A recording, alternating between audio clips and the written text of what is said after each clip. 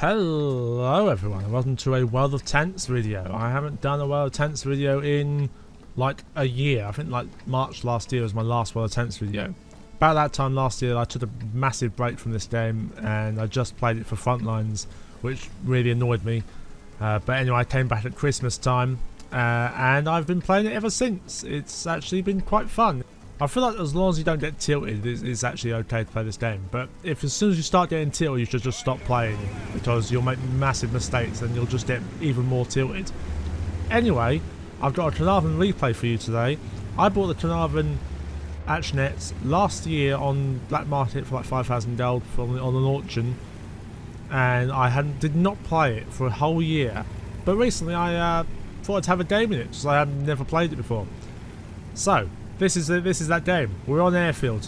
Where do you go on Airfield? It's one of the maps since playing this game I've blacklisted, because I bloody hate Airfield. The way to win Airfield is to camp, because the team that pushes the most loses. At the start at least.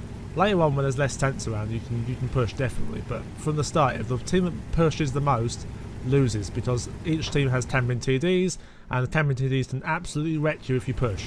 And any map designed around camping and, you know, pushing is actually bad is a map that I'm under the blacklist forever. Anyway, we come to where the heavy tanks usually brawl and duke it out on this corner here on Airfield. And it's a tier 10 game, so I'm going to be a bit cautious. And I look on the map and I'm like the only heavy tank here. The E100 is lounging around in the middle for some strange reason. That's not a great position, because you can get flanked really easily there, and you get shot from the middle in your ass, so really quite a bad play with the E100.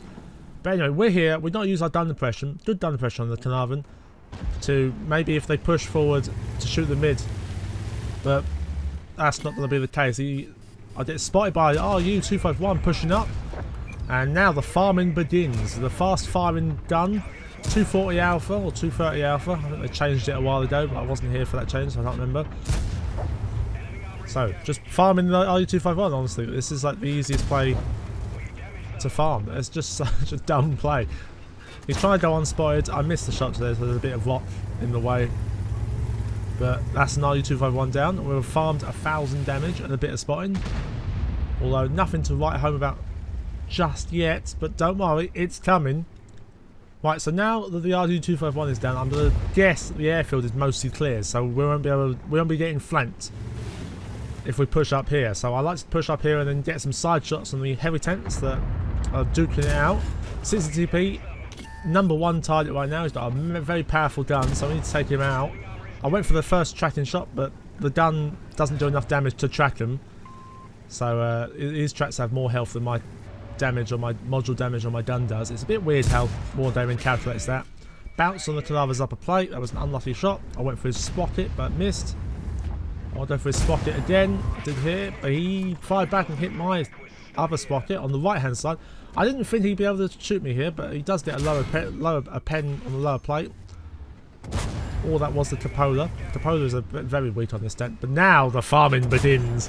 He hasn't got a repair kit, and we've just stood up farming his whole life away. This is what the Caern's really good at, is just finding that tracking shot and then punishing them. So it's just this Caern's donating HP.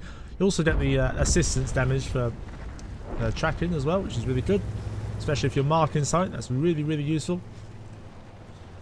Right, so what has happened on the map? Our south has pushed really hard into their side of the map. We own the middle. It's just this top portion of the map we don't own, and the middle top, where you know where the heavies are, we don't own. So we got to try and force them out. Now this is where I make a couple misplays here. So I got a Barrast on my side who has a 2-shot autoloader. Why do I go for the tracking shot here? The Barrast has just fired 2 shots, so I shouldn't have gone for the tracking shot, because he wouldn't have been able to, you know, shoot him and do some assistance damage. The only thing that was done well there is that I shot his track and he used his repair kit. So now we know the VK doesn't have a repair kit. The IS-2 is firing HE for some reason, and so's the VK firing HE for some reason. Who knows these days? Who knows why people fire HE? It's just so dumb. I really hope for those HE changes. Right, so Panzer and E100 moving through the middle. We're going to flank the VK, but they are a bit scared because there is an STA that does 240 Alpha hiding up there. And there is a Panzer. I've just noticed they're on the other side. That'll probably be the biggest worry for them. I go for the tracking shot. Don't get the track off because his health of the tracks, like I said before, it's too high for the damage of my gun. Go for the track again and miss, hit the rock, but the Panzer finishes him off. Now, we've got filters on the IS-22 and also the STA up here. Now, T92 spotted. Didn't even know he was up there. Hit my ammo rack, so our repair kit is gone. But no matter, doesn't worry about that. T92 and STA have backed off, so we can push up. I don't even know what happened to the southern flank and how they died so fast. We're owning the southern flank and they just died. So I don't know how that even happened. STA2, STA1 on the hill here. Barras is going to finish him off, and we died. Now hold on, this Barras. Notice how he's not actually dead, but he is dead. His crew is knocked out. His entire crew is knocked out. His tank's not been killed, but his entire crew's knocked out. I've never seen that happen until this game. So this game is pretty mental. I've never seen that happen until this game. Your entire crew gets knocked out and your tank doesn't die. Like you're dead in the game, but it's not because you lost all your HP. It's because your crew died. Never seen that before. But anyway, we are currently winning the game.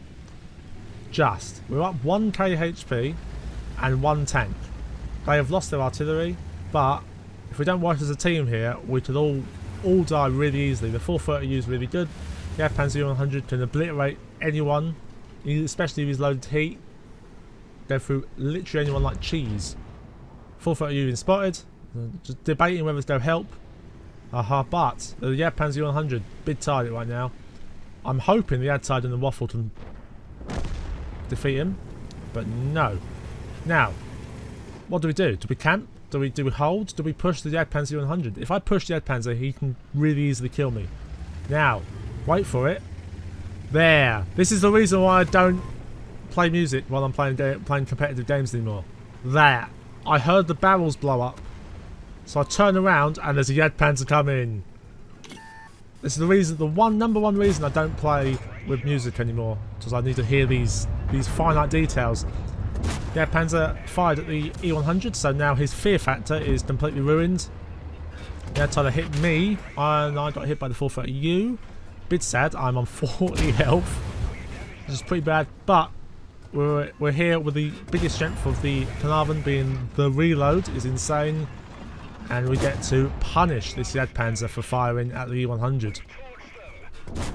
I think the Panzer there would have played it better by shooting me, actually, because I would have been able to get around him and kill him. But it was an okay play by him. It's a bit. He could have gone all the way for the top of the airfield and had like better shots at us, but whatever. I punished him for his play, and that's all that matters. 430U just lost some health to the Ad Tiger, and he's one shot for me, so I'm going to put a shot into his side. Easy peasy. And now it's a 2v2. There's no arty left, thank God. There's an S1, so he's probably going to be camping as a Yad Tiger. Our Yad Tiger is probably going to be camping up top. It's a good position for him. He's got a lot of HP. Where's his HP gone? It's all gone. He hasn't got a lot of HP. S1 I think has more HP. The T92 I haven't seen for a long time, but he's just gone and killed our artillery in our base. So he's probably come in the top part of the airfield. So I'm going to go reinforce our Yad Tiger here. And hopefully... Oh. Okay, I was really lucky that the T92 played that poorly. And just YOLO'd into us. But, oh, did you see that? The S1, I'm willing to bet the Yad Tiger wasn't spotted. And the S1 saw me come up, fired a shot and missed, and then he was spotted being in the bush. So there we go. Put the standard GG in chat. Great game. Let's go on to the post-game stats. Here we go. My first ace tanker in this tank was like my first game in this tank. It was pretty insane. It was 6.3k combined damage. Mental. And I fired like no premium in this game, so I got a load of credits out of it. It was great. Anyway, if you like these videos, make sure to like this video, comment on this video if you like it that much, and then subscribe for more. And hopefully in the future I get better at making these, and we'll have a class selection of videos for you. Anyway, Thanks for watching, and I'll see you next time.